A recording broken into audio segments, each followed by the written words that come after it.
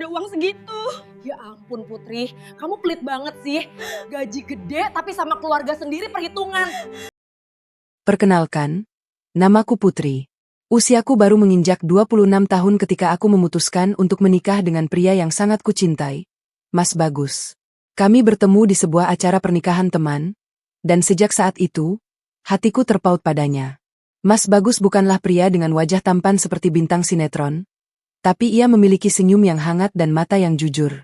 Ia pekerja keras, bertanggung jawab, dan yang paling membuatku jatuh cinta adalah caranya memperlakukan orang tuanya dengan penuh hormat.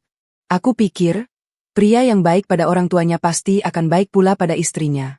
Dan selama 2 tahun pernikahan kami, anggapan itu terbukti benar. Setidaknya sampai masalah dengan keluarganya mulai menguji batas kesabaran kami berdua. Aku bekerja di sebuah perusahaan swasta sebagai staf administrasi. Setiap pagi aku berangkat dengan semangat, memakai sepatu hak rendah yang sudah mulai aus di bagian tumit, tapi aku tak pernah mengeluh. Kantorku cukup jauh dari kontrakan, sehingga aku harus naik angkutan umum 2 kali.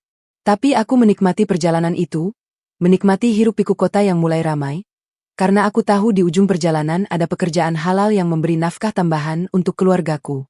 Mas Bagus juga bekerja, ia seorang teknisi di bengkel reparasi elektronik. Tangannya yang kasar karena memegang obeng dan solder setiap hari justru membuatku semakin sayang. Tangan itu adalah bukti perjuangannya mencari nafkah untuk kami. Sejujurnya, gajiku sedikit lebih besar dari gaji Mas Bagus. Ia tak pernah canggung dengan kenyataan itu, dan aku pun tak pernah mempermasalahkannya. Dalam pernikahan kami, tidak ada hitam putih soal siapa yang harus memberi lebih. Kami adalah tim, pasangan yang saling mengisi kekurangan masing-masing. Setiap akhir bulan, kami duduk bersama di ruang tamu kontrakan yang sempit, menghitung pemasukan dan pengeluaran. Biasanya kami minum teh hangat buatanku, kadang ditemani gorengan dari penjual keliling. Mas Bagus akan memegang buku catatan kecil yang sudah lusuh, sementara aku menyebutkan pos-pos pengeluaran satu persatu. Kami tertawa jika ada pos yang membengkak, seperti saat aku tergoda membeli baju di online shop, atau saat Mas Bagus mentraktir teman-temannya makan sate. Hidup kami memang sederhana, sangat sederhana bahkan. Kami tinggal di rumah kontrakan kecil di pinggiran kota. Rumah itu hanya berukuran sekitar 4x6 meter, terdiri dari 1 kamar tidur, ruang tamu yang menyatu dengan ruang makan, dapur mungil di belakang, dan kamar mandi dengan air yang kadang lancar kadang tidak. Tapi bagi kami, itu adalah istana. Dindingnya bercat putih sederhana, beberapa bagian mulai mengelupas karena lembab. Lantainya masih keramik biasa, retak di beberapa sudut. Atapnya dari asbes yang kadang berisik saat hujan turun deras. Tapi aku dan Mas Bagus mendekorasinya dengan cinta. Ada gorden bermotif bunga yang kubeli di pasar dengan harga murah, ada rak buku bekas yang kami cat ulang warna biru laut, dan ada foto pernikahan kami yang dipajang di dinding ruang tamu. Setiap pulang kerja dan melihat foto itu, aku selalu tersenyum. Kami tidak punya mobil, hanya motor butut peninggalan almarhum ayah Mas Bagus. Motor itu sering rewel, kadang susah dinyalakan pagi hari, tapi Mas Bagus selalu sabar mengutak-atiknya. Dia cuma perlu disayang, Put, katanya sambil tertawa saat berhasil menyalakan motor itu. Aku suka mencium aroma bensin dan oli di bajunya sepulang kerja, karena aroma itu berarti ia kembali padaku dengan selamat. Di akhir pekan, kami sering keluar naik motor itu, mencari angin, menikmati sore di taman kota, atau sekadar membeli es campur di pinggir jalan. Kami tak pernah pergi ke mal mewah atau kafe kekinian, karena uangnya lebih baik ditabung untuk masa depan. Tapi kebahagiaan kami tidak pernah berkurang karena itu. Justru, sederhana membuat kami lebih menghargai setiap momen bersama. Di rumah kontrakan itu, ada satu kebiasaan yang paling kusukai. Setiap malam, setelah makan malam, Mas Bagus akan duduk di teras kecil depan rumah sambil menungguku membereskan dapur. Aku akan membawa 2 gelas air putih, lalu duduk di sampingnya. Kami akan berbincang tentang banyak hal, tentang hari kami, tentang mimpi-mimpi kecil, tentang rencana liburan yang mungkin bisa kami wujudkan tahun depan. Kadang kami hanya diam, menikmati suara jangkrik dan lalu lalang orang-orang yang pulang malam. Mas Bagus akan memegang tanganku, mengusap punggungnya pelan. Dalam diam itu, aku merasa sangat kaya. Kaya karena memiliki cinta yang tulus. Aku juga ingat bagaimana Mas Bagus selalu berusaha membuatku bahagia dengan cara-cara sederhana. Saat aku sedang lelah bekerja, ia akan memijat kakiku tanpa diminta. Saat aku datang bulan dan sakit perut, ia akan membuatkan wedang jahe meskipun hasilnya kadang terlalu manis atau terlalu pahit. Saat aku dapat masalah di kantor, ia akan mendengarkan keluh kesahku tanpa menghakimi, lalu berkata, "Kamu hebat, Put. Aku bangga sama kamu." Kata-kata itu sederhana, tapi selalu mampu menguatkanku. Aku berpikir, inilah pria yang akan menemani hari tuaku kelak. Inilah pria yang akan menjadi ayah dari anak-anakku. Namun, kebahagiaan sederhana itu mulai terusik oleh satu nama. Mbak Dita, kakak iparku. Mbak Dita adalah kakak perempuan Mas Bagus, anak pertama dari 3 bersaudara. Ia tinggal di rumah mertua bersama suaminya, Mas Egi, dan anak mereka yang berusia 5 tahun, Mika. Rumah mertua sebenarnya tidak jauh dari kontrakanku, hanya sekitar 15 menit naik motor. Tapi Mbak Dita jarang berkunjung ke rumahku, kecuali ada perlu. Dan perlu itu, aku baru SAD belakangan, selalu berhubungan dengan uang. Aku sebenarnya sudah punya firasat buruk sejak awal pernikahan. Saat aku dan Mas Bagus menikah, Mbak Dita tidak terlalu antusias. Ia hadir di resepsi tentu saja, tapi senyumnya kaku, tatapannya dingin. Aku mendengar dari bisik-bisik keluarga bahwa Mbak Dita sebenarnya punya calon lain untuk adiknya, putri temannya sendiri. Tapi Mas Bagus memilihku, gadis biasa dari keluarga sederhana, anak yatim piatu yang tinggal bersama nenek. Mbak Dita kecewa, dan kekecewaan itu tak pernah benar-benar hilang. Ia selalu memanggilku dengan nada sedikit merendahkan, seperti, "Putri," yang diucapkan dengan sengaja dipanjangkan, atau, "Adek ipar," dengan senyum sinis. Tapi aku berusaha mengabaikannya. Yang penting bagiku adalah Mas Bagus mencintaiku, dan aku mencintainya.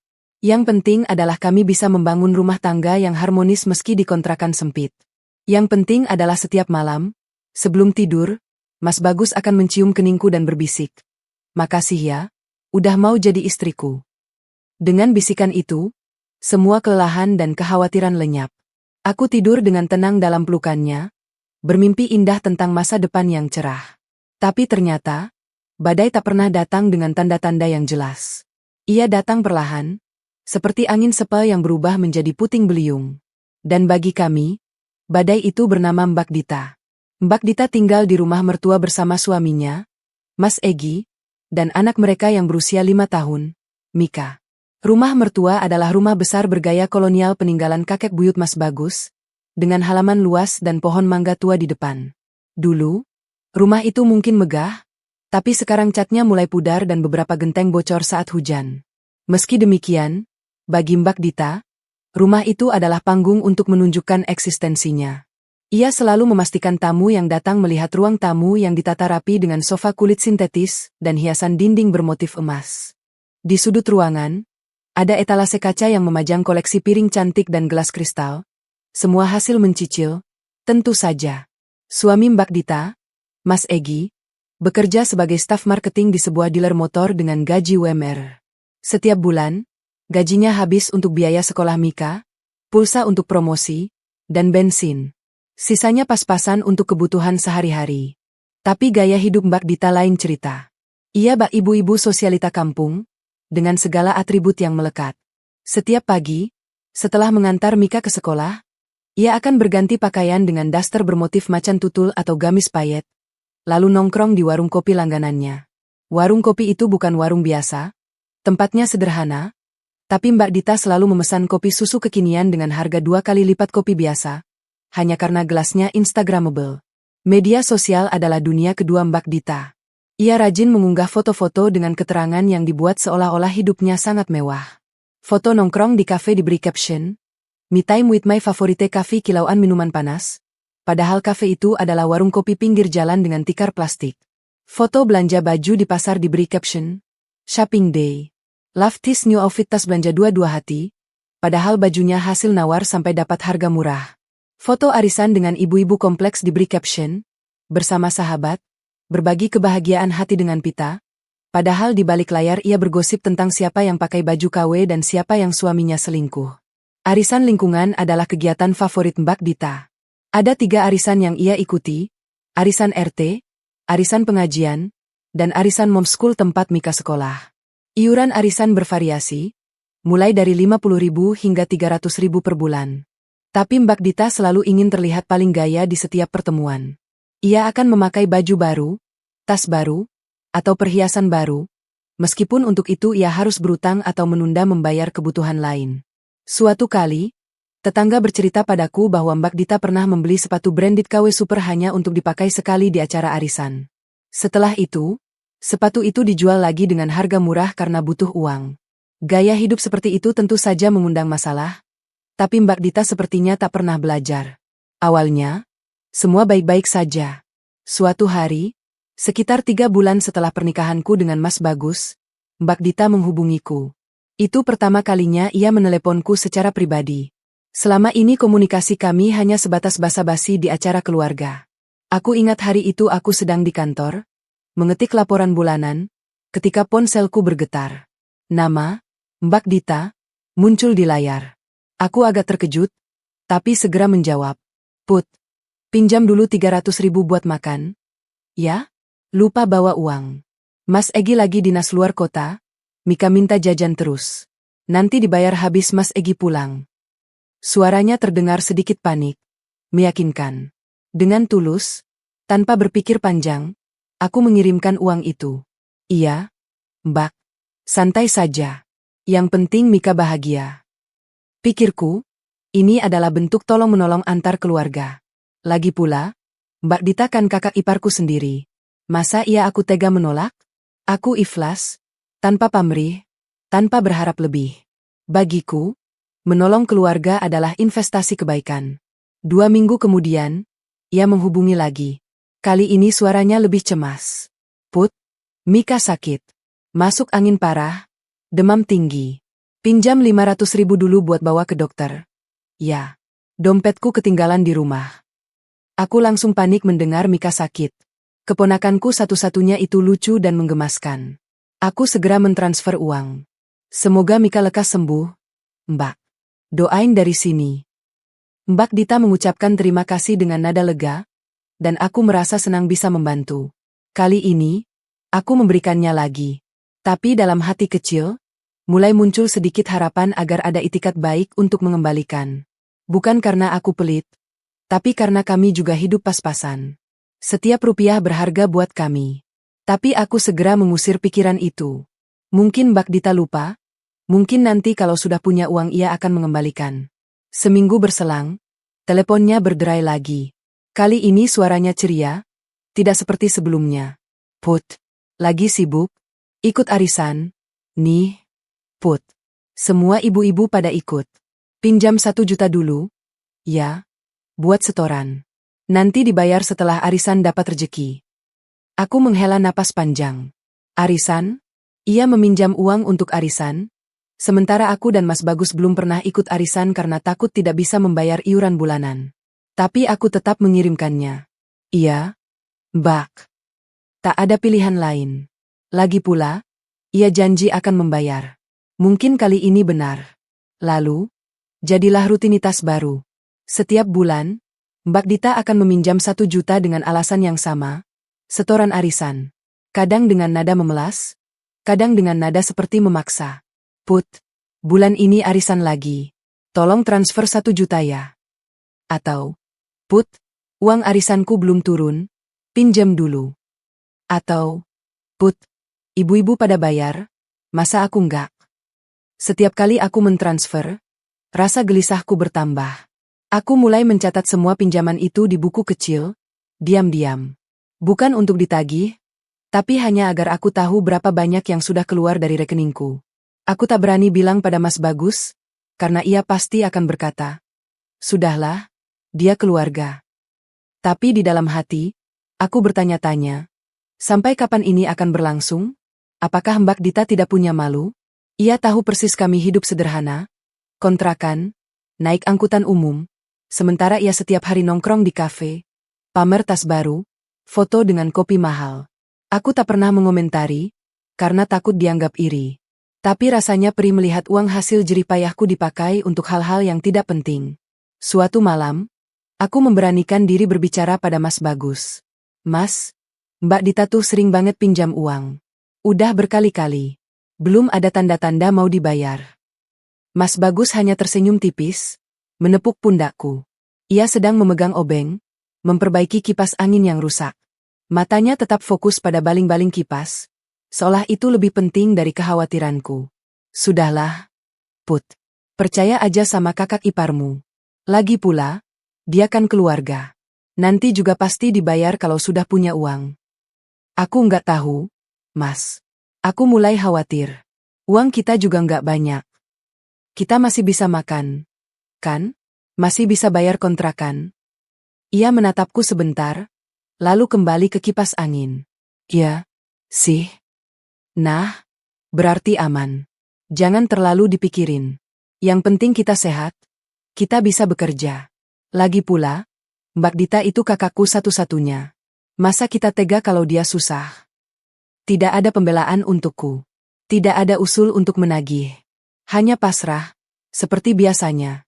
Aku hanya bisa diam. Mungkin Mas Bagus benar. Mungkin aku terlalu khawatir. Mungkin Mbak Dita memang sedang kesulitan, meskipun dari luarnya kelihatan mewah. Tapi malam itu, sebelum tidur, aku memandangi buku tabunganku. Angka di sana terus menipis. Aku membayangkan jika uang itu ada, bisa untuk beli kulkas bekas yang layak, atau untuk renovasi kecil-kecilan di dapur yang bocor. Tapi aku menghela napas dan memejamkan mata. Mas Bagus memelukku dari belakang. Aku mencoba meyakinkan diri bahwa semua akan baik-baik saja. Semua ini masih bisa kutelan. Masih bisa kupendam. Karena aku percaya, cepat atau lambat, Mbak Dita pasti sadar diri.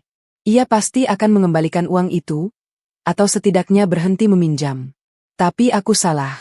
Peristiwa berikutnya justru membuat semuanya semakin runyam. Dan aku tak siap menghadapinya. Waktu terus berjalan, dan pinjaman Mbak Dita tak kunjung usai. Dari 300.000, 500.000, hingga rutin 1 juta setiap bulan, semuanya menguap begitu saja tanpa tanda-tanda akan kembali. Aku sudah kehilangan hitungan berapa total uang yang keluar dari rekeningku. Yang aku tahu, buku catatan kecilku semakin penuh dengan deretan angka dan tanggal. Setiap kali Mbak Dita menelepon, jantungku berdebar lebih kencang. Aku seperti kucing yang takut dengan bayangan sendiri. Tapi setiap kali pula, aku selalu mengangkat dan berkata, iya, karena takut dianggap sombong atau tidak peduli pada keluarga. Suatu sore, saat aku baru pulang kerja dan tubuhku terasa remuk, ponselku bergetar. Lagi-lagi Mbak Dita. Aku menarik napas dalam-dalam sebelum menjawab. Put, lagi di rumah? Aku ada perlu penting nih. Suaranya terdengar bersemangat, tidak seperti orang yang akan membayar utang. Iya, Mbak. Ada apa? Jawabku hati-hati. Put, aku mau minta tolong. Pinjam 8 juta ya buat DP motor baru. Motor lama udah jelek banget. Malu kalau dipakai kemana-mana. Lagian Mas Egi butuh kendaraan yang lebih bagus buat kerja. Biar kelihatan profesional gitu loh. Aku tersentak. 8 juta? Jumlah itu lebih dari setengah tabunganku dan Mas Bagus. Kami memang menabung sedikit demi sedikit untuk impian memiliki rumah sendiri. Rasanya seperti ada yang mencengkeram dadaku. Mbak? Maaf, uangnya nggak ada. Lagian, Mbak, utang yang kemarin-kemarin kira-kira kapan ya bisa dibayar? Saya catat sudah hampir 12 juta totalnya. Suaraku bergetar, tapi aku mencoba tegar. Seketika nada bicaranya berubah. Dari manis menjadi sinis dalam hitungan detik. Ya bulan depanlah, dilunasi. Sekarang Mbak perlu ini, Mbak malu bawa motor tua kemana-mana. Kamu kan kerja, gaji gede, masa nggak bisa bantu kakak ipar sendiri?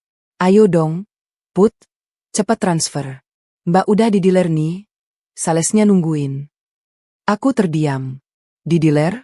Ia sudah di sana, memilih motor, dan memintaku mentransfer uang seolah itu adalah kewajibanku. Dadaku sesak. Tapi aku terlalu lemah untuk berkata tidak. Apalagi ia menyebut-nyebut soal gaji, seolah aku memang wajib membantunya. Mbak, saya nggak pegang uang sebanyak itu. Harus diskusi dulu sama Mas Bagus. Ah, kamu ini, suami kamu adik aku, pasti nurut aja. Lagian Mas Bagus juga pasti setuju kok bantu kakaknya. Buruan deh Put. Jangan lama-lama. Nanti motornya keambilan orang. Tekanan itu begitu kuat. Aku bingung, antara ingin menolak dan takut dibilang tidak peduli keluarga. Akhirnya, dengan berat hati, aku mengalah. Iya, Mbak. Nanti saya transfer. 8 juta pun melayang dari rekeningku. Setelah mentransfer, aku duduk lemas di kursi ruang tamu.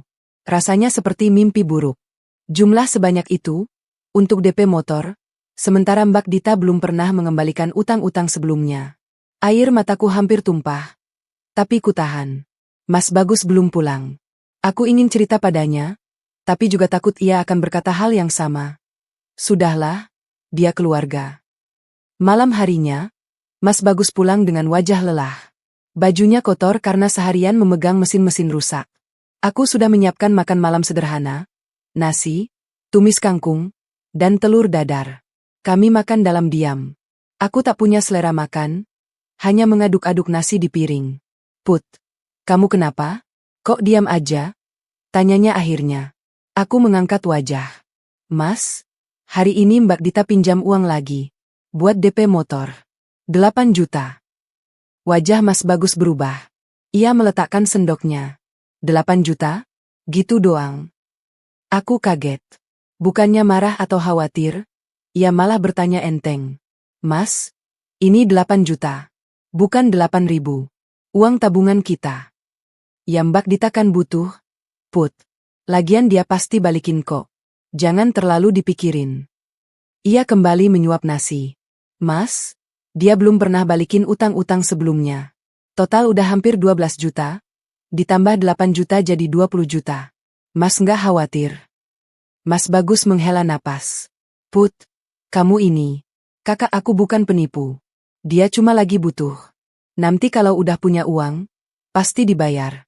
Lagi pula, kita masih bisa makan, masih bisa hidup. Jangan terlalu perhitungan sama keluarga. Kata-kata itu seperti pisau yang menusukku. Perhitungan? Aku yang setiap bulan bekerja keras, naik angkutan umum, menahan diri untuk tidak membeli baju baru, menabung sedikit demi sedikit, dibilang perhitungan hanya karena khawatir uang tabunganku dipinjam tanpa kepastian kembali? Aku diam, tak sanggup membantah. Tapi dalam hati, ada luka yang menganga. Malam itu aku sulit tidur. Mas Bagus sudah terlelap di sampingku, mendengkur pelan. Aku memandangi langit-langit kamar yang retak di beberapa bagian. Di kontrakan ini, kami hidup sederhana. Di kamar ini, aku sering bermimpi tentang rumah sendiri yang lebih layak. Tapi mimpi itu kini terasa semakin jauh. Uang yang terkumpul selama berbulan-bulan, susah payah ditabung, kini berkurang drastis hanya dalam 1 kali transfer. Beberapa hari kemudian, aku melihat unggahan Mbak Dita di media sosial. Ia berfoto di depan motor baru, warna merah marun, mengilap. Wajahnya sumringah, pose seolah artis. Captionnya, "Happy with my new day."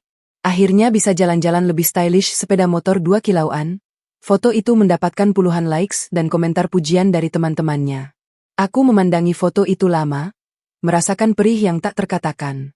Di kolom komentar, ada yang bertanya, "Wah beli cash atau kredit?" Dit. Mbak Dita menjawab dengan bangga, "Kredit dong, DP gede biar cicilan ringan." Alhamdulillah ada rezeki. Ada rezeki. Padahal ia tak menyebut bahwa DP itu berasal dari uang pinjamanku. Uang yang tak jelas kapan kembali. Uang yang kukumpulkan dengan keringat dan air mata. Aku menutup ponsel dan menahan napas. Mas Bagus benar, ia keluarga. Tapi keluarga tak seharusnya memperlakukan keluarganya seperti ini. Keluarga tak seharusnya memanfaatkan kebaikan dan menganggapnya sebagai kewajiban. Keluarga tak seharusnya membuatmu merasa bersalah saat kau hanya ingin hakmu dikembalikan. Tapi aku masih diam. Masih berusaha percaya bahwa suatu saat Mbak Dita akan sadar. Masih berharap bahwa kebaikan yang kuberikan akan berbuah manis. Aku tak tahu bahwa di depan sana, ada ujian yang jauh lebih berat menanti. Ujian yang akan menguji batas kesabaranku, menghancurkan harga diriku, dan pada akhirnya, mengubah seluruh jalan hidupku. Motor baru Mbak Dita itu menjadi saksi bisu bagaimana uangku dipakai untuk kesenangan sesaat. Sementara aku, setiap kali melihat motor butut Mas Bagus yang masih setia menemani kami, hanya bisa menghela napas. Mungkin ini ujian. Mungkin ini cara Tuhan mengajarkanku tentang ikhlas. Tapi ikhlas pun ada batasnya, dan batas itu akan segera datang. Hari-hari berlalu, dan pinjaman Mbak Dita terus menumpuk tanpa ada tanda-tanda pelunasan. Motor barunya sudah kusam dimakan usia, tapi gaya hidupnya tak pernah berubah. Ia masih setia nongkrong di kafe, Masih rajin pamer tas dan baju baru di media sosial. Masih aktif di arisan-arisan yang sebenarnya hanya membuang uang. Aku sudah pasrah. Setiap kali melihat notifikasi transfer dari rekeningku untuk Mbak Dita, aku hanya bisa menghela napas panjang. Mas Bagus tetap pada pendiriannya. Keluarga harus dibantu, jangan perhitungan. Aku lelah berdebat, lelah menjelaskan, lelah berharap. Suasana Lebaran tahun itu sebenarnya sudah terasa berbeda sejak beberapa minggu sebelumnya. Di kantor, semua orang sibuk mempersiapkan baju baru, kue kering, dan amplop hijau untuk THR. Aku juga ikut bersemangat, meski dengan budget terbatas. Aku sudah merencanakan untuk membeli baju baru yang sederhana di pasar, membuat nastar sendiri di rumah, dan menyiapkan beberapa amplop kecil untuk keponakan-keponakan. Yang paling penting, aku ingin mudik ke kampung halaman nenek di Jawa Tengah, menemuinya setelah setahun tidak bertemu. Nenek sudah tua, kesehatannya mulai menurun, dan aku ingin menghabiskan waktu bersamanya di hari yang fitri. Tapi semua rencana itu buyar dalam satu panggilan telepon. Seminggu sebelum Lebaran, ponselku berdering. Nama Mbak Dita muncul di layar. Jantungku langsung berdebar tidak karuan. Sudah menjadi refleks, setiap melihat namaku, perasaanku campur aduk antara cemas dan takut. Put, lagi di mana? Lagi sibuk? Suaranya ceria, tidak seperti orang yang akan membayar utang. Di kantor, Mbak. Ada perlu? Jawabku hati-hati. Put, aku mau minta tolong. Pinjam 10 juta ya. Bentar aja, abis Lebaran langsung balikin. Aku hampir menjatuhkan ponsel. 10 juta? Di saat mendekati Lebaran? Rasanya seperti disambar petir di siang bolong.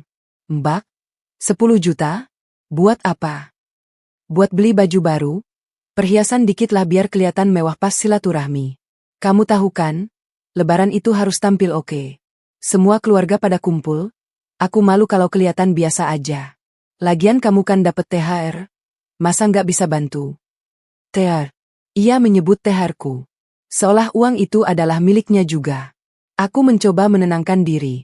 Mbak, THR saya nggak sebesar itu. Cuma 1 bulan gaji, itu pun udah ada rencana buat mudik ke nenek, buat beli baju, buat amplop keponakan. Ah, mudik kemana-mana? Nenekmu kan nggak kemana. Lebaran tahun lalu juga ketemu. Lagian kamu kan tiap tahun ketemu. Sekarang bantu Mbak dulu. Ini penting. Semua ibu-ibu arisan udah pada beli baju baru. Masa Mbak enggak? Malu dong. Aku diam. Ada yang panas di dadaku. Bukan hanya karena jumlahnya, tapi karena cara ia bicara. Seolah aku tidak berhak menggunakan uangku sendiri untuk kebutuhanku sendiri. Seolah aku harus mengorbankan kebahagiaanku demi gaya hidupnya. Mbak, saya udah hitung-hitung, total utang Mbak ke saya udah hampir 30 juta. Dari sebelum nikah, sebelum Mika masuk TK, sampai sekarang. Saya nggak pernah nuntut. Tapi tolonglah Mbak, saya juga butuh uang ini buat Lebaran. Nenek saya udah tua, saya kangen banget ketemu beliau. Ya Allah, Putri, kamu ini, baru 30 juta kok dihitung-hitung. Saya ini kakak iparmu, Mas Bagus itu adik kandungku. Masa segitu aja diinget-inget? Kamu pelit banget sih. Lagian suamimu aja nggak protes, kok kamu yang ribet? Bukan soal pelit, Mbak.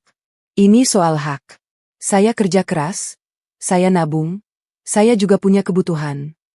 Belum sempat aku menyelesaikan kalimat, Mbak Dita memotong dengan nada tinggi. Udah ah, nggak usah ceramah. Jadi kamu nggak mau bantu? Udah gede, gaji gede, tapi pelit sama keluarga. Dasar nggak tahu diri. Kalau dulu aku nggak restuin Bagus nikah sama kamu, mungkin sekarang dia dapat istri yang lebih baik, lebih dermawan, nggak pelit kayak kamu. Plak. Kata-kata itu seperti tamparan keras di wajahku. Aku terpaku, tak percaya dengan apa yang kudengar. Ia bilang aku nggak tahu diri, ia bilang Mas Bagus seharusnya tak menikah denganku. Semua pengorbanan, semua kebaikan, semua uang yang kuberikan selama ini, dibalas dengan kata-kata seperti itu? Mbak, saya, udah, males ngomong sama orang pelit kayak kamu. Kalau nggak mau bantu, bilang aja dari awal. Dasar iparmu. Telepon ditutup. Aku terdiam dengan ponsel masih menempel di telinga. Air mata mengalir deras tanpa bisa kubendung. Di ruang kantor yang sepi, aku menangis sejadi-jadinya. Bukan karena 10 juta itu, bukan karena utang yang tak kunjung dibayar, tapi karena perlakuan dan hinaan yang begitu menyakitkan dari seseorang yang kuanggap keluarga. Sepulang kerja, aku langsung pulang. Tubuhku lemas, pikiranku kacau. Aku rebahkan diri di kursi ruang tamu, menatap langit-langit tanpa ekspresi. Mas Bagus belum pulang. Aku sendiri dalam kebisingan pikiranku sendiri. Sekitar pukul 8 malam, Mas Bagus pulang. Ia kaget melihatku duduk di ruang tamu dengan lampu mati. Put, kok gelap? Kenapa nggak nyalain lampu? Aku tak menjawab. Ia menyalakan lampu dan mendekat. Put, kamu nangis? Kenapa? Sakit. Perlahan, dengan suara bergetar, aku menceritakan semuanya. Tentang telepon Mbak Dita, tentang permintaan 10 juta, tentang hinaan dan kata-kata menyakitkan itu. Mas Bagus mendengarkan dengan wajah serius. Aku berharap, kali ini ia akan membelaku. Kali ini ia akan marah pada kakaknya. Kali ini ia akan mengatakan bahwa aku tidak salah. Tapi harapanku pupus sudah. Put, Mbak Dita itu emang suka blak-blakan. Tapi maksudnya baik. Cuma kadang cara ngomongnya aja yang keras. Kamu jangan terlalu dimasukin hati. Aku menatapnya tak percaya. Mas, dia bilang aku pelit. Dia bilang Mas seharusnya nggak nikah sama aku. Dia bilang aku nggak tahu diri. Itu cuma cara ngomong yang keras. Ya kamu tahu sendiri kan Mbak Dita gitu orangnya. Nanti juga reda sendiri. Yang penting kita nggak usah ladenin. Mas, aku nggak ladenin. Aku cuma minta hakku dikembalikan. Aku cuma minta dihargai. Selama ini aku diam. Aku kasih terus. Aku nggak pernah protes. Tapi ini udah keterlaluan. Mas Bagus menghela napas panjang. Ia duduk di sampingku, meraih tanganku. Put, aku tahu kamu kecewa. Tapi Mbak Dita itu kakakku. Dia juga punya tekanan hidup, punya masalah. Suaminya gaji kecil, anaknya butuh banyak. Mungkin dia stres, makanya ngomongnya kasar. Kita harus maklum. Maklum, Mas? Aku juga punya tekanan hidup. Aku juga kerja keras. Tapi aku nggak pernah menghina orang lain apalagi keluarga sendiri. Ya kita beda. Put, kamu orangnya sabar, baik. Tapi Mbak Dita emang suka ceplas-ceplos. Nanti setelah lebaran, kita bicara baik-baik sama dia. Aku jamin. Aku menatap Mas Bagus lama. Di matanya, aku melihat ketulusan, tapi juga kenaifan. Ia benar-benar tidak bisa melihat bahwa kakaknya telah menyakitiku. Ia benar-benar buta pada ketidakadilan yang terjadi. Atau mungkin, ia hanya takut kehilangan keluarga besarnya. Malam itu, aku tidur dengan hati hancur. Di sampingku, Mas Bagus memelukku erat seperti biasa. Tapi pelukannya terasa hampa. Ia ada di sampingku, tapi tak ada di pihakku. Aku merasa sendiri dalam pernikahanku sendiri. Esok harinya, pikiranku masih kacau. Aku mencoba fokus bekerja, tapi konsentrasiku buyar. Rekan kerjaku, Wati, menanyakan kenapa wajahku kusut. Aku hanya menggeleng dan tersenyum paksa. Tak ada gunanya menceritakan masalah keluarga pada orang lain. Mereka tak akan paham. Beberapa hari berlalu hingga akhirnya lebaran tiba. Dengan berat hati, aku tetap menjalankan kewajiban silaturahmi ke rumah mertua. Aku sudah mempersiapkan diri untuk bertemu Mbak Dita. Aku berjanji pada diriku sendiri untuk tetap tenang, tetap sopan, meski hatiku perih. Rumah mertua sudah ramai ketika kami tiba. Keluarga besar berkumpul di ruang tamu dan halaman. Aroma ketupat dan opor memenuhi udara. Anak-anak berlarian dengan baju baru mereka. Suasana lebaran yang seharusnya hangat, tapi bagiku terasa dingin. Mbak Dita sudah ada di sana, duduk di kursi paling strategis dengan busana paling mencolok. Ia memakai gamis payet warna emas, jilbab sutra, dan perhiasan yang berkilauan. Di jari manisnya, ada cincin bermata besar yang belum pernah kulihat sebelumnya. 10 juta yang ia minta kemarin, rupanya benar-benar ia gunakan untuk bergaya. Dadaku sesak melihatnya. Begitu melihatku masuk, Mbak Dita melirik sinis, lalu berpaling. Ia tak menyapaku sama sekali. Aku berusaha tegar, mengucapkan salam pada mertua dan anggota keluarga lain satu persatu. Beberapa dari mereka menyambutku dengan hangat, beberapa biasa saja, dan beberapa lainnya, aku bisa merasakan, memandangku dengan tatapan aneh. Setelah bersalaman dengan semua orang, aku duduk di sudut ruangan bersama beberapa ipar yang lain. Aku mencoba menikmati hidangan lebaran, tapi tak ada selera.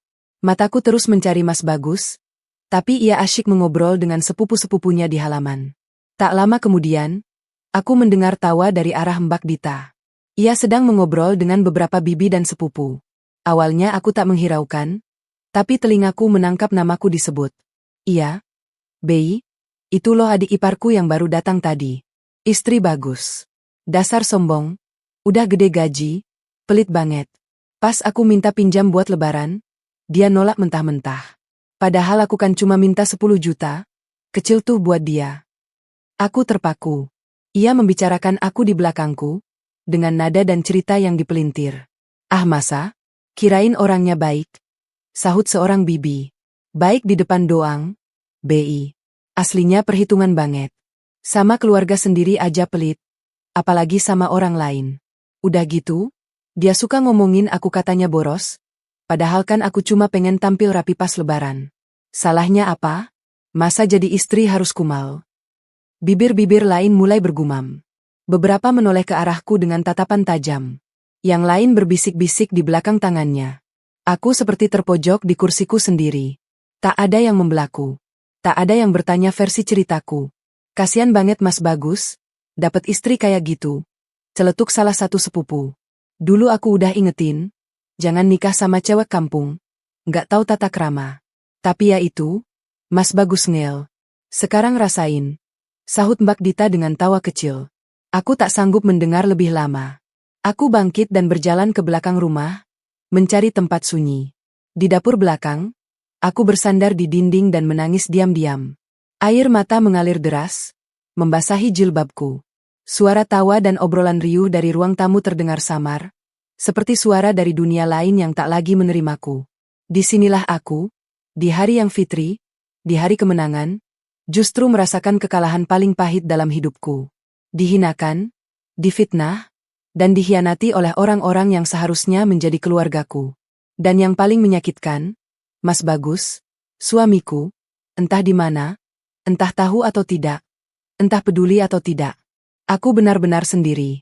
Aku bersandar di dinding dapur belakang rumah mertua, menangis dalam diam.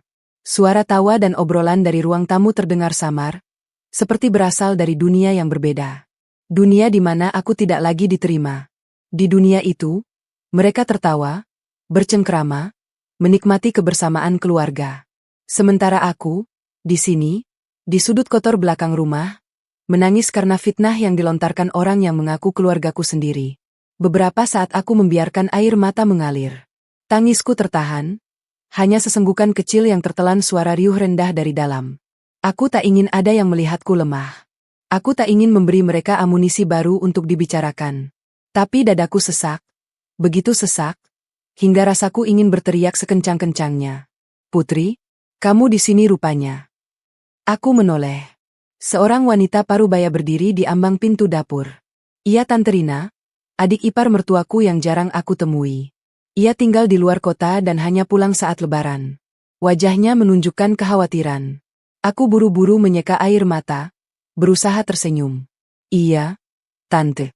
Cari udara segar sebentar. Panas di dalam. Tante Rina mendekat. Ia bukan orang bodoh. Matanya yang tajam langsung melihat bekas tangis di wajahku. Kamu nangis? Nak? Kenapa? Cerita sama Tante. Aku menggeleng. Mencoba menghindar. Nggak apa-apa, Tante. Cuma kangen nenek. Beliau di kampung sendiri. Tante Rina menghela napas. Ia meletakkan tangannya di pundakku, hangat. Dengar, Nak. Tante dengar apa yang Dita bicarakan tadi. Tante nggak tahu persis masalah kalian, tapi Tante kenal Dita sejak kecil. Dia memang suka membesar-besarkan masalah. Jangan terlalu dimasukkan hati. Aku hanya bisa mengangguk, meski hatiku terasa seperti diremas. Makasih, Tante. Nggak usah dipikirkan. Yang penting kamu dan Bagus baik-baik saja. Suami itu tempat berlindung. Ceritain semua sama dia. Tante Rina tersenyum lembut, lalu kembali ke ruang tamu. Suami tempat berlindung. Andai Tante Rina tahu bahwa suamiku justru tak pernah ada di pihakku. Andai ia tahu bahwa setiap kali aku mengadu, Mas Bagus selalu membela kakaknya. Andai ia tahu bahwa di saat aku paling butuh pembelaan, Mas Bagus justru diam 1000 bahasa. Tapi aku tak punya energi untuk menjelaskan semua itu. Aku hanya ingin pulang, kembali ke kontrakan kecilku, dan mengubur diri dalam selimut. Setelah merasa cukup tenang, aku kembali ke ruang tamu. Kurai ponselku dan mengirim pesan pada Mas Bagus. Mas, aku mau pulang. Cap. Tak lama kemudian, ia membalas. Sebentar lagi, masih ngobrol sama Om-Om. Aku menghela napas. Tak ada pilihan selain menunggu. Aku duduk kembali di sudut ruangan, mencoba mengecilkan diri. Beberapa kali aku merasa tatapan tajam dari para bibi dan sepupu. Mereka berbisik di belakang tangannya, lalu tertawa kecil. Aku yakin mereka masih membahasku. Tapi aku memilih untuk tidak peduli. Aku hanya ingin cepat-cepat pergi dari neraka ini. Tak lama kemudian, pintu depan terbuka. Mas Bagus masuk, diikuti beberapa kerabat lain. Wajahnya masih cerah, masih tersenyum. Ia sama sekali tidak tahu apa yang baru saja terjadi padaku. Atau mungkin ia tahu, tapi memilih untuk tidak peduli. Aku tak tahu mana yang lebih menyakitkan. Aku berdiri dan mendekatinya.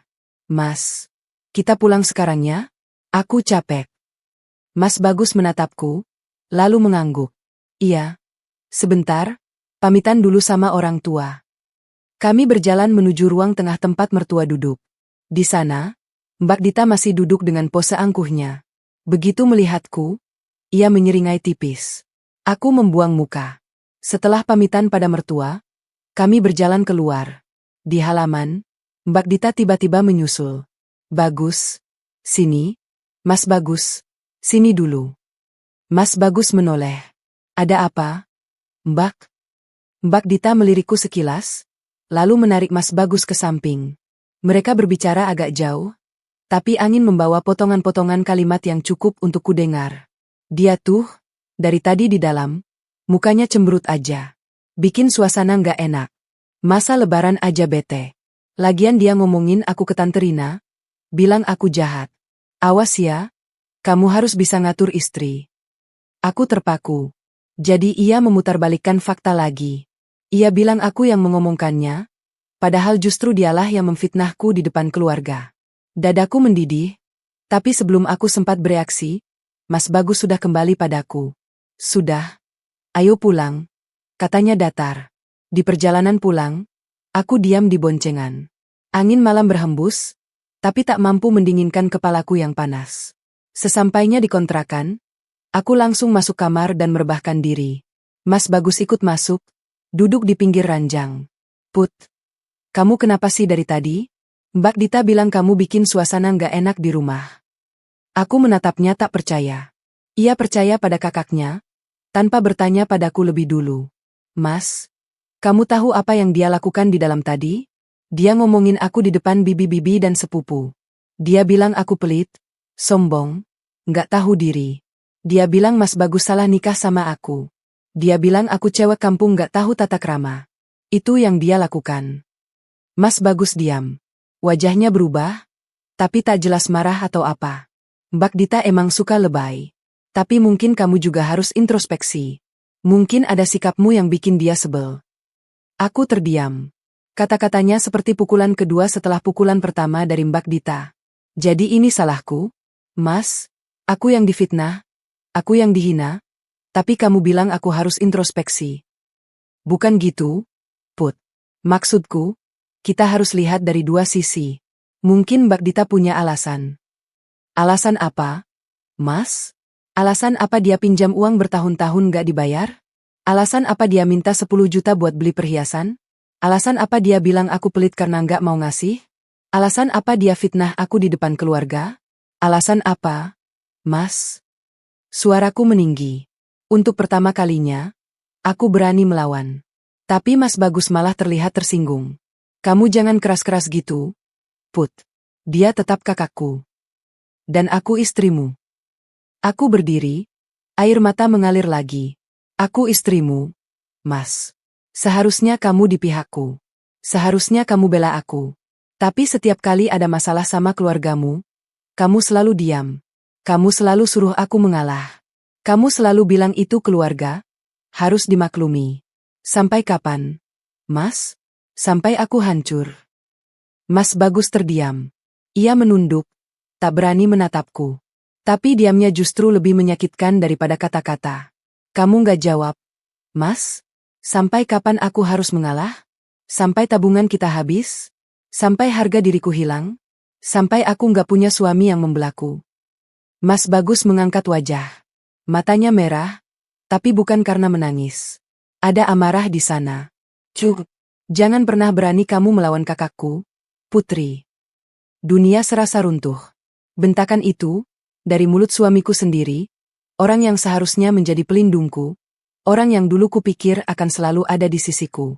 Ia membentakku, membela kakaknya yang telah menyakitiku. Aku terpaku. Air mata mengalir tanpa suara. Tubuhku lemas, tapi aku berusaha berdiri tegak. Aku tak ingin menunjukkan kelemahan lagi. Baik, Mas.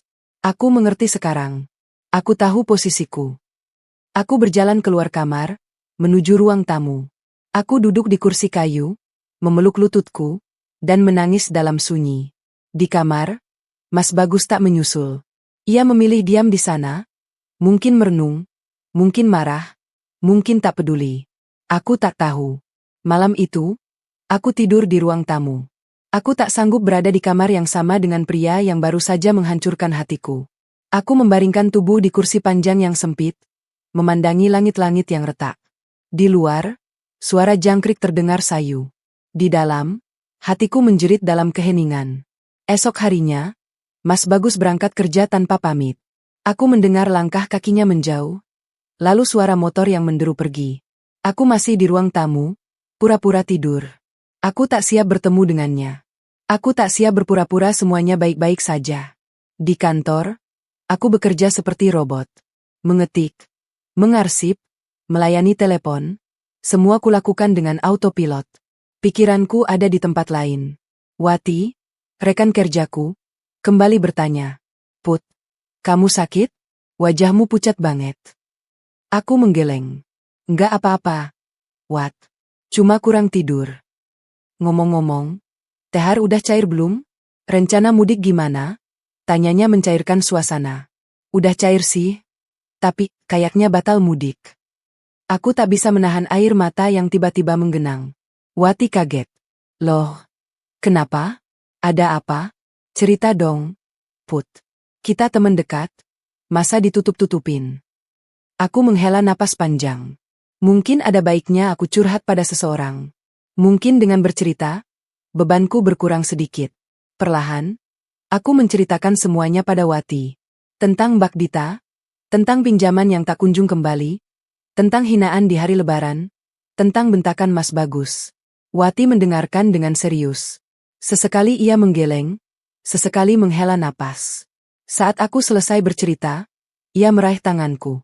Put, kamu terlalu baik. Itu masalahnya. Orang-orang kayak Mbak Dita itu akan terus memanfaatkan orang baik kayak kamu selama kamu mengizinkan. Kamu harus tegas. Kamu harus batasin. Aku tahu, Wat. Tapi gimana caranya? Mas Bagus selalu di pihak dia. Suami kamu itu, maaf ya, agak lemah kalau urusan keluarga. Dia takut dibilang durhaka atau nggak setia sama keluarga besarnya. Tapi dia lupa, dia udah punya keluarga baru, yaitu kamu. Dia harusnya prioritasin kamu. Aku terdiam. Wati benar, tapi mengatakan itu pada Mas Bagus akan sia-sia. Pokoknya kamu harus ambil sikap, Put. Jangan terus-terusan dikorbankan. Aku mengangguk, meski tak tahu harus mulai dari mana. Sepulang kerja, aku pulang ke kontrakan. Mas Bagus belum pulang. Aku membersihkan rumah, memasak, melakukan rutinitas seperti biasa. Tapi hati ini hampa. Sekitar pukul 9 malam, Mas Bagus pulang. Ia membawa oleh-oleh gorengan. Mungkin itu cara dia minta maaf, pikirku. Tapi ia hanya meletakkan gorengan di meja, lalu masuk kamar tanpa bicara. Aku membiarkannya. Malam itu, kami tidur lagi di ruang yang berbeda. Di kamar, Mas Bagus sendirian. Di ruang tamu, aku dengan segala luka. Jarak fisik yang pendek, tapi jarak hati yang begitu lebar. 3 hari setelah Lebaran, aku mengambil keputusan paling berat dalam hidupku. Aku duduk di ruang tamu, menunggu Mas Bagus pulang. Di tanganku, ada secari kertas yang sudah kutulis dengan hati hancur. Saat Mas Bagus masuk, Aku menatapnya lurus. Mas, kita perlu bicara. Ia duduk di kursi seberang. Bicara apa? Aku menarik napas dalam-dalam. Mas, aku sudah nggak kuat. Aku nggak kuat terus-terusan diperlakukan kayak gini.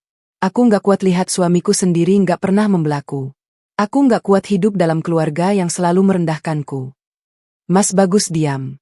Wajahnya tegang. Jadi, aku minta cerai, Mas. Dunia seketika hening. Mas Bagus terpaku, tak percaya dengan apa yang didengarnya. Tapi aku sudah bulat. Aku tak bisa terus hidup dalam pernikahan yang membuatku kehilangan harga diri. Aku lebih baik sendiri daripada bersama tapi merasa sendiri. Mas, aku minta cerai. Kata-kata itu melayang di ruang tamu kontrakan kami yang sempit. Menggantung di antara kami seperti pusaran angin yang siap menerbangkan segala yang ada.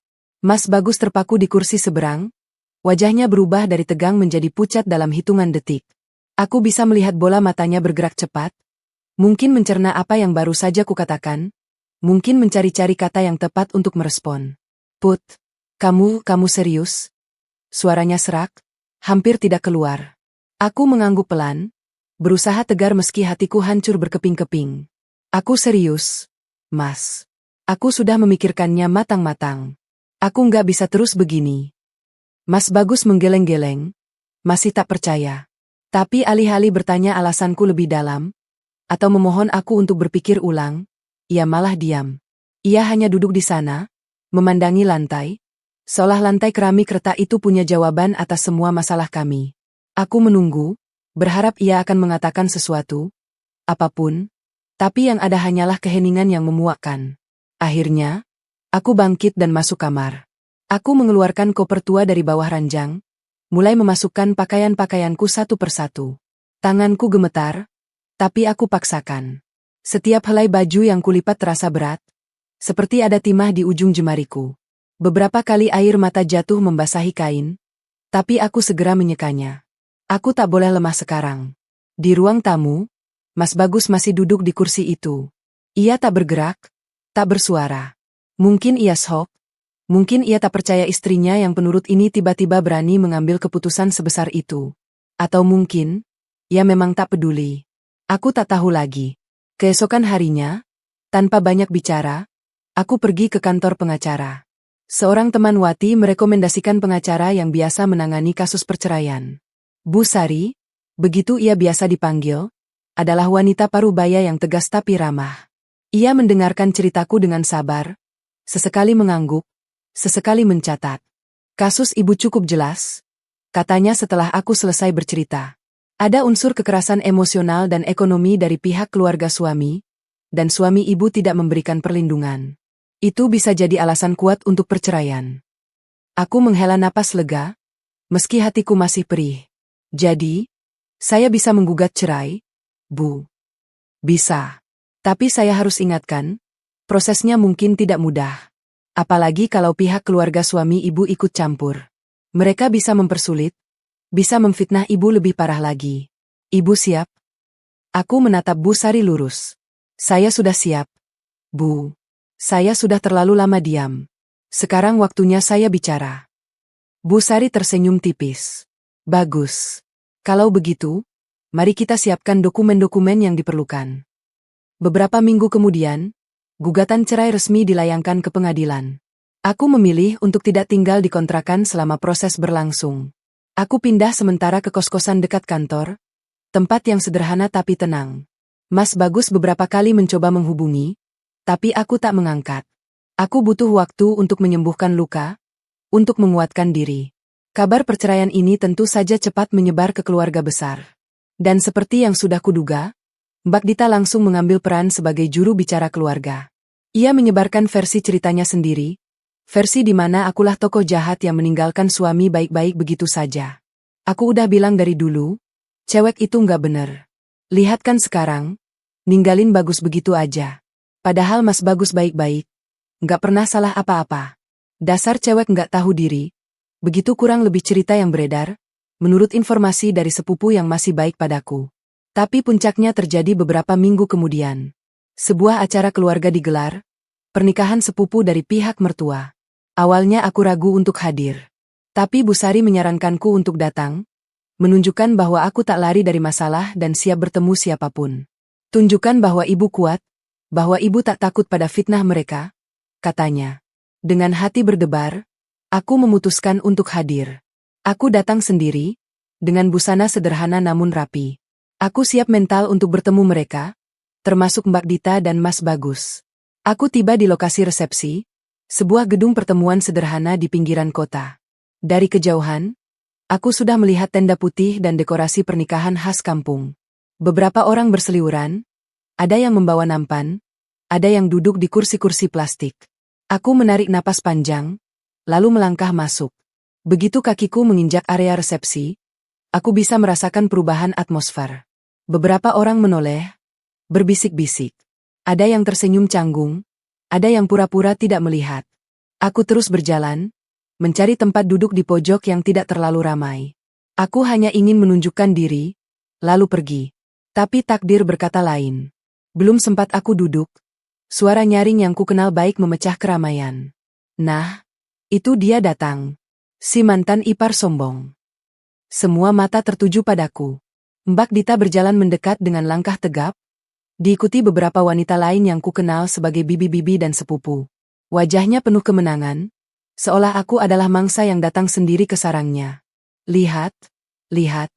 Mbak Dita berkata dengan suara cukup keras agar didengar banyak orang. Ini loh mantan istri adikku, yang sekarang lagi ngurusin perceraian. Katanya sih digugat cerai, padahal aku dengar dari Bagus, dia yang minta cerai. Ninggalin suami baik-baik. Aku diam, berusaha tetap tenang. Tapi jantungku berdebar kencang, hampir menembus dada. Maaf, Mbak. Saya hanya datang untuk menghadiri undangan. Saya tidak ingin mencari masalah, jawabku sepelan mungkin. Masalah? Kamu pikir kita yang cari masalah? Kamu yang ninggalin keluarga besar kita dengan cara nggak hormat? Terus kamu yang bilang kita cari masalah? Mbak Dita tertawa sinis. Beberapa orang di sekitarnya ikut tertawa, seperti penonton setia dalam pertunjukan. Coba tanya sama keluarga di sini. Mbak Dita melanjutkan, suaranya semakin lantang. Siapa yang selama ini baik sama kamu? Siapa yang selalu bantu kamu pas awal nikah dulu? Aku. Tapi kamu balasnya apa? Kamu laporin kakak ipar sendiri ke pengadilan. Kamu bilang aku pinjam uang gak bayar. Padahal aku kan selalu niat bayar. Cuma belum punya rejeki. Darahku mendidih. Ia berbicara seolah ia adalah korban, seolah akulah yang jahat. Tapi aku masih berusaha menahan diri. Mbak, soal uang itu lain urusan. Saya tidak pernah membawa itu ke pengadilan. Saya hanya menggugat cerai karena saya tidak tahan dengan perlakuan. Perlakuan apa? Perlakuan apa? Coba. Potong Mbak Dita cepat. Apa aku pernah mukul kamu? Apa aku pernah nyakitin kamu? Jangan mengadada. Kamu cari-cari alasan biar kelihatan baik. Padahal aslinya kamu ninggalin suami karena kamu udah bosan. Mungkin udah ada yang lain. Ya? Fitnah itu seperti tamparan di wajahku. Beberapa orang mulai berbisik-bisik, menatapku dengan pandangan aneh. Aku bisa melihat ibu-ibu parubaya di sebelah kiri menggeleng-geleng, seolah membenarkan ucapan Mbak Dita. Di sudut lain, seorang pria parubaya melirikku dengan tatapan sinis. Kamu gak usah bawa-bawa orang lain. Mbak, saya bersih, dan Tuhan tahu itu, jawabku dengan suara bergetar. Bersih? Ha, ibu-ibu, dengar ya. Dia bilang dia bersih. Coba lihat gaya bicaranya, udah kayak orang paling suci. Padahal, Mbak Dita menghentikan kalimatnya, memberi jeda dramatis. Padahal, selama menikah sama Bagus, dia itu pelit banget. Sama mertua pelit, sama ipar pelit, sama keponakan sendiri pelit. Pernah suatu kali, Mika sakit, aku pinjam 500.000 buat berobat, dia nggak mau ngasih. Bayangin, keponakan sakit, masa tega nolak. Aku terbelalak. Itu dusta besar. Aku ingat betul saat Mika sakit, aku langsung transfer 500.000 tanpa berpikir panjang. Tapi di sini, ia memutarbalikkan fakta dengan sangat lihai. Itu nggak benar, Mbak. Saya ingat betul saya transfer waktu itu. Protesku. Ah, ngibul. Mana buktinya? Coba tunjukin bukti transfernya sekarang. Kalau ada, aku minta maaf di depan semua orang. Tantang Mbak Dita dengan senyum miring. Aku terdiam. Ponselku ada di tas, dan bukti transfer itu ada di sana. Tapi apa gunanya menunjukkan? Mereka sudah terlanjur percaya pada Mbak Dita. Mereka sudah terlanjur memojokkanku. Di mata mereka, aku tetap akan jadi orang jahat, apapun bukti yang kuberikan. Melihatku diam, Mbak Dita semakin menjadi-jadi. Nah, kan? Nggak bisa bukti. Berarti aku yang benar. Dasar pembohong. Nggak Huding. Kami sekeluarga udah baik nerima kamu apa adanya, tapi kamu balasnya dengan durhaka sama suami dan fitnah keluarga. Satu persatu orang mulai angkat bicara. Seorang bibi yang duduk di dekatku berkata lantang. Dasar cewek nggak tahu diri. Udah dikasih hati minta jantung. Yang lain menimpali. Makanya, kalau cari istri, cari yang satu kota, jangan yang dari kampung, tahu-tahu tabiatnya jelek. Seorang sepupu yang duduk di belakangku bahkan berani meludah ke arahku. Untung tidak kena. Aku terpojok. Mataku basah, tapi aku berusaha sekuat tenaga menahan tangis. Aku tak ingin memberi mereka kepuasan melihatku hancur. Di tengah kerumunan itu, aku mencari-cari sosok Mas Bagus. Mungkin kali ini ia akan membelaku. Mungkin di depan semua orang, ia akan berkata jujur tentang apa yang sebenarnya terjadi. Dan benar, Mas Bagus ada di sana. Ia berdiri di dekat pintu masuk, memandang ke arah keributan ini. Matanya bertemu dengan mataku. Aku berharap, berdoa, ia akan datang mendekat, menarik tanganku, dan berkata pada semua orang bahwa mereka salah. Tapi ia hanya diam. Ia menunduk, lalu berbalik dan berjalan keluar. Meninggalkanku sendirian di tengah serigala. Dunia serasa runtuh. Orang yang kuharap menjadi pembelaku, orang yang kukasihi sepenuh hati, memilih untuk pergi dan meninggalkanku dalam hujatan keluarganya. Di saat itu, aku benar-benar merasa sendiri. Bukan hanya ditinggal, tapi dikhianati. Mbak Dita melihat Mas Bagus pergi, dan ia tertawa puas. Lihat tuh, suamimu sendiri nggak mau ngebelah. Berarti kamu emang salah. Udah. Sana pergi dari sini. Nggak usah ganggu acara keluarga kami. Aku tak sanggup lagi. Dengan sisa kekuatan yang ada, aku berjalan keluar dari gedung itu. Setiap langkah terasa berat, setiap tatapan terasa seperti pisau yang menusuk. Beberapa orang masih melontarkan kata-kata kasar, tapi aku sudah tak peduli. Aku hanya ingin segera pergi dari neraka itu.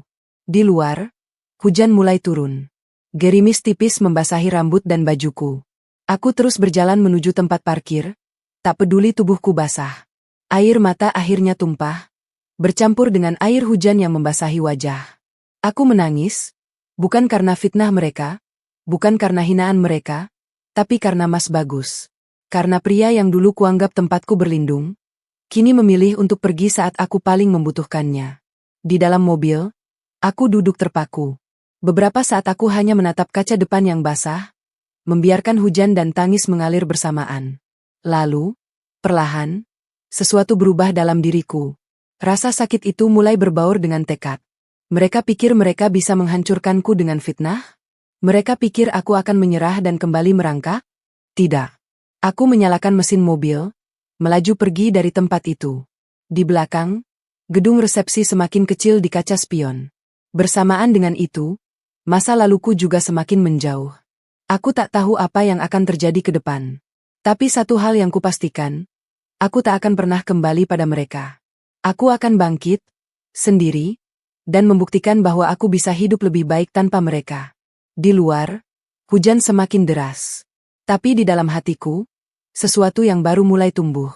Bukan lagi kepedihan, bukan lagi kehancuran, melainkan api tekad yang menyala-nyala. Mereka boleh menghinaku, memfitnahku, menjatuhkanku. Tapi mereka tidak akan pernah bisa menghentikanku untuk bangkit. Karena aku percaya, Tuhan selalu punya rencana indah bagi hambanya yang sabar. Dan saatnya nanti, mereka akan melihat sendiri siapa sebenarnya aku. Mobil melaju lambat di tengah hujan deras. Air mata masih mengalir di pipiku, bercampur dengan sisa-sisa air hujan yang membasahi rambut. Setengah jam yang lalu, aku dihina, difitnah, dan ditinggalkan oleh orang yang seharusnya menjadi pelindungku. Kini aku duduk sendirian di dalam mobil, menyusuri jalanan yang mulai tergenang, dengan hati yang hancur berkeping-keping. Namun di balik kehancuran itu, ada sesuatu yang lain, api tekad yang mulai menyala, meski masih kecil dan goyah. Aku tidak langsung pulang ke kos. Aku butuh waktu untuk menenangkan diri, untuk merapikan pikiranku yang kacau.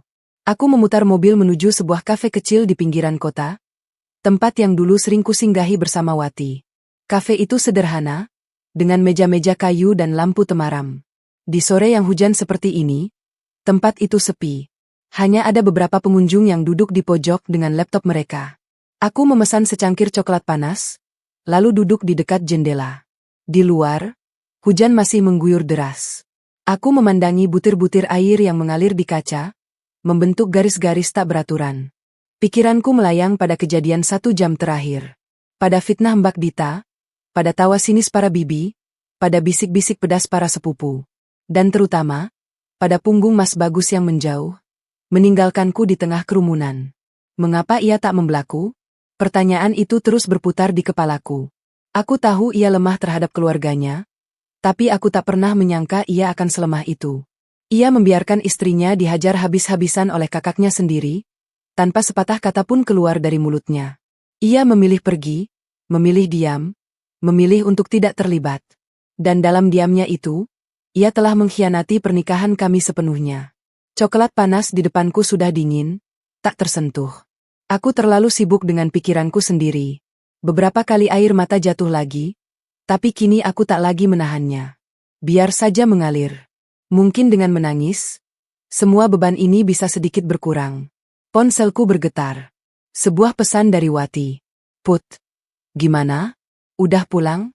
Lo baik-baik aja? Aku membalas singkat. Belum. Di kafe. Butuh waktu sendiri. Tak lama kemudian, ponselku bergetar lagi. Kali ini telepon dari Wati. Aku mengangkat. Put, cerita. Lo kenapa? Suara lo lemes banget. Aku menarik napas panjang, lalu menceritakan semuanya. Tentang kehadiranku di resepsi, tentang serangan Mbak Dita, tentang fitnah di depan umum, dan tentang Mas Bagus yang pergi meninggalkanku. Wati mendengarkan dengan diam, sesekali menghela napas. Anjing banget, Put. Maaf ya kata-kataku. Tapi itu keterlaluan banget. Suami lo sendiri tega ninggalin lo di saat kayak gitu. Aku juga nggak nyangka. Wat. Aku kira setidaknya dia akan, entahlah, bilang sesuatu. Tapi dia malah pergi. Itu cowok pengecut. Put. Maaf aku bilang gitu, tapi itu fakta. Dia lebih takut sama keluarganya daripada ngebelain lo. Lo nggak salah ambil keputusan buat cerai. Iya, Wat. Aku makin yakin sekarang. Setelah kejadian hari ini, aku nggak punya alasan lagi buat bertahan. Lo butuh temen nggak? Aku bisa ke kafe sekarang. Aku tersenyum tipis. Nggak usah, Wat. Makasih. Aku cuma butuh waktu sendiri buat mikir. Besok di kantor kita ketemu. Iya, Put. Jangan lupa makan. Jangan stres sendiri. Lo kuat, Put. Aku tahu lo bisa lewatin ini. Setelah telepon berakhir, aku kembali menatap hujan. Kata-kata Wati menguatkanku sedikit. Setidaknya, aku punya satu teman yang peduli. Satu orang yang percaya padaku. Mungkin itu cukup untuk memulai. Sore itu, aku duduk di kafe sampai hujan reda. Aku menuliskan semua yang kurasakan di buku catatan kecil yang selalu ada di tasku.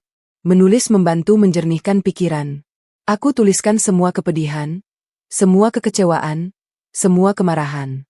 Dan di akhir tulisan itu, aku menulis satu kalimat. Mulai hari ini, aku hidup untuk diriku sendiri. Saat langit mulai cerah, aku membayar minuman dan pergi. Aku kembali ke kos, mandi, berganti pakaian, lalu merebahkan diri di kasur. Tubuhku lelah, tapi pikiranku justru semakin jernih. Aku tahu persis apa yang harus kulakukan. Esok harinya, aku kembali ke kantor pengacara. Bu Sari sudah menungguku. Aku menceritakan kejadian di resepsi kemarin, dan Bu Sari mengangguk-angguk. Ibu lihat sendiri kan, bagaimana keluarga mereka memperlakukan ibu. Ini bisa jadi bukti tambahan bahwa pernikahan ibu sudah tidak sehat, dan ibu berhak keluar dari situasi ini. Saya sudah bulat, Bu. Saya ingin secepatnya proses ini selesai. Baik. Sidang pertama akan digelar 2 minggu lagi. Ibu harus siap mental, karena di sana ibu akan bertemu dengan pihak keluarga suami. Mereka mungkin akan melakukan hal yang sama seperti kemarin. Aku siap, Bu. Sekeras apapun mereka menyerang, aku tidak akan mundur. Bu Sari tersenyum puas. Bagus. Itu semangat yang ibu butuhkan. 2 minggu berlalu dengan cepat. Aku sibuk dengan pekerjaan dan persiapan sidang. Mas Bagus beberapa kali mencoba menghubungi, mengirim pesan panjang lebar memintaku untuk bertemu dan bicara baik-baik. Tapi aku tak membalas. Semua kata sudah terucap. Semua kesempatan sudah diberikan. Kini, waktunya bagi hukum untuk berbicara. Hari sidang tiba. Aku datang ke pengadilan dengan busana rapi, kemeja putih dan rok hitam sederhana. Aku sengaja memilih penampilan yang bersih dan profesional. Aku ingin menunjukkan bahwa aku bukan monster yang mereka gambarkan. Aku hanya wanita biasa yang ingin keluar dari pernikahan yang menyakitkan. Di luar ruang sidang, aku melihat mereka. Keluarga besar mertua sudah berkumpul, duduk di bangku panjang dengan wajah-wajah tegang. Mbak Dita ada di sana, dengan gamis mewah dan jilbab sutra, duduk di paling depan seolah ia adalah pemimpin rombongan. Begitu melihatku, ia melirik sinis, lalu berbisik pada ibu di sebelahnya. Aku tak peduli. Aku berjalan melewati mereka dengan kepala tegak. Mas Bagus juga ada di sana. Ia duduk agak terpisah, dengan pakaian kemeja lusuh dan wajah kusut. Matanya bertemu dengan mataku sesaat. Ada sesuatu di sana, mungkin penyesalan, mungkin kesedihan.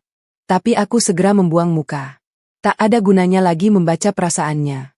Sidang berlangsung tegang. Hakim adalah pria parubaya dengan kacamata tebal dan wajah serius. Ia meminta kedua belah pihak menyampaikan argumentasi. Pengacaraku, Bu Sari, memaparkan dengan jelas alasan-alasan perceraian. Tentang tekanan ekonomi dari pihak keluarga suami, tentang pinjaman yang tak kunjung kembali, tentang perlakuan tidak menyenangkan dari kakak ipar, dan tentang ketidakmampuan suami memberikan perlindungan. Saat giliran Mbak Dita dimintai keterangan sebagai saksi dari pihak suami, ia langsung berakting. Ia memasang wajah pilu, bicara dengan suara bergetar seolah ia adalah korban. Yang mulia, saya ini kakak iparnya. Saya selama ini baik sama dia. Saya terima dia apa adanya di keluarga kami. Tapi dia tega memfitnah saya, bilang saya pinjam uang gak bayar. Padahal saya selalu niat bayar, cuma belum punya uang. Malahan dia yang sering marah-marah gak jelas, bikin suasana keluarga gak enak. Dusta. Semua dusta. Tapi ia bicara dengan sangat meyakinkan, dengan air mata buaya yang mengalir di pipi. Beberapa orang di ruang sidang, termasuk hakim, tampak terpengaruh. Aku duduk di kursi pesakitan, menahan amarah. Tapi Bu Sari sudah mengantisipasi ini. Saat giliran bertanya, ia menghadapkan Mbak Dita pada fakta-fakta. Ibu Dita, benar bahwa ibu meminjam uang dari Putri sebesar 300.000 pada tanggal 5 Maret 2 tahun lalu. Mbak Dita terkejut. Ia tak menyangka ada catatan detail. Saya lupa persisnya. Lalu pinjaman 500.000 pada tanggal 20 Maret, pinjaman 1 juta setiap bulan selama setahun, pinjaman 8 juta untuk DP motor, dan terakhir permintaan 10 juta untuk lebaran? Apakah ibu ingat semua itu? Mbak Dita mulai gelisah. Itu urusan pribadi. Saya memang pinjam, tapi niat bayar. Sudah berapa banyak yang ibu bayar kembali dari total hampir 30 juta rupiah itu? Mbak Dita diam. Wajahnya merah padam. Saya belum bisa bayar. Tapi niat saya. Terima kasih, Yang Mulia. Saya rasa cukup. Hakim mengangguk. Dari raut wajahnya, aku bisa melihat perubahan. Ia mulai melihat siapa sebenarnya yang berkata jujur. Sidang pertama ditunda untuk dilanjutkan pekan depan. Saat keluar ruangan, Mbak Dita mendekatiku dengan wajah merah padam. Kamu berani ya bawa-bawa catatan utang? Dasar perempuan gak tahu diri. Kamu pikir dengan begini kamu menang? Aku menatapnya tenang. Mbak, ini bukan soal menang atau kalah. Ini soal keadilan. Saya sudah diam bertahun-tahun. Sekarang waktunya kebenaran bicara. Hah? Kebenaran? Omong kosong. Kamu cuma cari perhatian. Nanti juga kamu nyesal. Lihat aja. Aku tak menjawab. Aku berbalik dan pergi meninggalkannya. Di luar, hujan gerimis lagi. Tapi kali ini, aku tak merasa sendirian. Ada kepastian di hatiku. Aku di jalan yang benar. Namun, perjuangan belum selesai. Keluarga mertua ternyata punya senjata lain. Beberapa hari setelah sidang, Aku mendapat telepon dari seseorang yang tak kukenal. Seorang wanita dengan suara berat mengaku sebagai wartawan media lokal. Ia bertanya tentang kasus perceraianku, tentang fitnah-fitnah yang katanya beredar di masyarakat. Aku kaget. Rupanya Mbak Dita menyebarkan berita ke media, mencoba menjatuhkanku secara publik. Aku segera menghubungi Bu Sari. Bu, ada wartawan yang menghubungi saya. Mbak Dita rupanya menyebarkan kasus ini ke media. Bu Sari menghela napas. Saya sudah duga. Keluarga seperti itu biasanya akan melakukan apapun untuk menang. Jangan khawatir, Ibu. Jangan beri komentar apapun ke media. Biar saya yang urus. Beberapa hari kemudian, berita itu muncul di media online lokal. Judulnya sensasional. Istri durhaka gugat cerai suami baik, kakak ipar jadi korban fitnah. Isinya tentu saja versi Mbak Dita. Aku disebut sebagai perempuan materialistis yang hanya mengejar uang, yang tega memfitnah keluarga suami demi harta. Aku membaca berita itu dengan tangan gemetar. Mereka benar-benar keterlaluan. Tapi di balik kemarahan, ada sesuatu yang lain. Justru berita ini membuka mata banyak orang. Beberapa rekan kerja, bahkan tetangga di kos, mulai bertanya dan mendengarkan versiku. Dan setelah mendengar ceritaku, mereka justru membelaku. Put, aku baca berita itu. Nggak masuk akal banget. Masa iya lo yang baik kayak gini tiba-tiba jadi jahat? Kata Wati suatu hari. Lo harus lawan, Put. Jangan diam aja. Aku menggeleng. Biarkan waktu yang bicara. Wat. Yang penting sidang nanti. Sidang kedua, ketiga, keempat berlalu. Setiap pertemuan, Mbak Dita selalu datang dengan gaya dan cerita baru. Tapi fakta tak bisa dibantah. Catatan transferku, saksi-saksi dari rekan kerja yang tahu keseharianku, bahkan Tante Rina yang akhirnya bersedia menjadi saksi dan menceritakan apa yang didengarnya di hari Lebaran, semua menguatkan posisiku. Hingga pada sidang kelima, hakim membacakan putusan. Mengabulkan gugatan cerai penggugat. Menyatakan perkawinan antara Putri dan Bagus putus karena perceraian dengan segala akibat hukumnya. Aku menunduk. Air mata mengalir. Bukan karena sedih, tapi karena lega. Akhirnya, setelah perjuangan panjang, aku bebas. Bebas dari ikatan pernikahan yang menyakitkan. Bebas dari keluarga yang tak pernah menghargaiku. Bebas untuk memulai hidup baru. Mas Bagus duduk di kursi seberang, wajahnya pucat pasi. Ia menatapku, bibirnya bergetar, tapi tak ada kata-kata. Mungkin ia baru menyadari sekarang, setelah semuanya terlambat. Mbak Dita, di belakang, berteriak histeris. Nggak adil. Ini nggak adil. Hakimnya pasti disuap. Dua petugas keamanan segera menenangkannya. Aku beranjak pergi. Di luar, matahari bersinar cerah. Aku menarik napas dalam-dalam, menghirup udara kebebasan. Berat, perih, dan melelahkan. Tapi akhirnya, aku sampai juga di sini. Di titik di mana aku bisa berkata pada diriku sendiri, kau berhasil, Putri. Kau selamat. Tapi perjalanan ini belum benar-benar usai. Masih ada kehidupan setelah perceraian yang harus kujalani. Masih ada luka yang perlu disembuhkan. Dan yang terpenting, masih ada mimpi-mimpi yang harus kuwujudkan, tanpa bergantung pada siapapun. Aku tak tahu apa yang akan terjadi ke depan. Tapi satu hal yang kupastikan, aku tidak akan pernah kembali ke masa lalu. Aku akan maju, melangkah, dan membuktikan bahwa hidup tanpa mereka. 1 tahun berlalu sejak putusan cerai dibacakan di pengadilan. 1 tahun sejak aku memulai hidup baru sebagai wanita mandiri, tanpa ikatan pernikahan yang menyakitkan. Banyak yang berubah dalam diriku selama masa itu. Luka-luka lama perlahan mengering, meski bekasnya masih kadang terasa perih jika teringat. Tapi aku tidak lagi terpuruk. Aku memilih untuk bangkit, dan waktu membuktikan bahwa pilihan itu tepat. 1 tahun berlalu sejak putusan cerai dibacakan di pengadilan. 1 tahun sejak aku memulai hidup baru sebagai wanita mandiri, tanpa ikatan pernikahan yang menyakitkan. Banyak yang berubah dalam diriku selama masa itu. Luka-luka lama perlahan mengering, meski bekasnya masih kadang terasa perih jika teringat. Tapi aku tidak lagi terpuruk. Aku memilih untuk bangkit, dan waktu membuktikan bahwa pilihan itu tepat. Setelah perceraian, aku memutuskan untuk fokus pada karir. Selama menikah dengan Mas Bagus, aku sering menahan diri untuk tidak terlalu menonjol di kantor karena khawatir ia akan merasa tersaingi. Aku selalu mengambil pekerjaan aman, tidak pernah berani menonjolkan kemampuan demi menjaga perasaannya. Tapi kini, semua batasan itu lenyap. Aku bisa menjadi diriku sendiri sepenuhnya. Aku mulai mengambil pelatihan-pelatihan yang ditawarkan perusahaan. Aku ikut seminar, workshop, dan kursus online untuk meningkatkan keterampilan. Aku tidak malu bertanya pada atasan tentang jenjang karir. Aku bekerja ekstra keras, sering lembur, dan mengambil proyek-proyek yang sebelumnya ku hindari. Perlahan tapi pasti, atasanku mulai memperhatikan. Putri, saya lihat kinerja kamu meningkat pesat dalam beberapa bulan terakhir, kata Pak Handoko, manajerku, dalam sesi evaluasi tahunan. Kamu lebih percaya diri, lebih inisiatif. Ada yang berubah. Aku tersenyum tipis. Mungkin karena sekarang saya punya lebih banyak waktu untuk fokus pada pekerjaan, Pak. Pak Handoko mengangguk. Bagus. Kami sedang mencari asisten manajer untuk divisi baru. Saya pikir kamu punya potensi. Tertarik. Jantungku berdegup kencang. Asisten manajer? Itu posisi yang selama ini hanya kumimpikan. Sangat tertarik, Pak. Terima kasih atas kepercayaannya. Proses seleksi berlangsung ketat. Ada beberapa kandidat lain yang juga kuat. Tapi aku berusaha maksimal.